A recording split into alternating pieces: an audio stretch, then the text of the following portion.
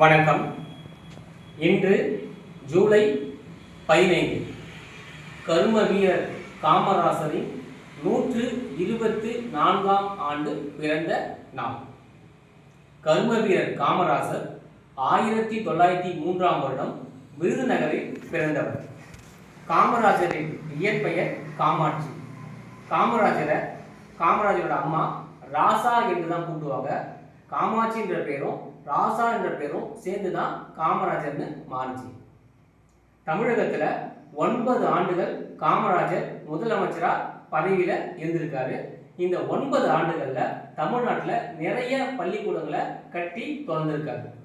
நிறைய மாணவர்கள் படிக்க காரணமானவர் கர்ம வீரர் காமராஜர். காமராஜர் கொண்டு வந்த மதிய உணவு என்கிற மகத்தான திட்டம் மிகவும் அற்புதமான திட்டம். மாணவர்களுக்கு இலவசமாக சாப்பாடு கொடுத்தார்.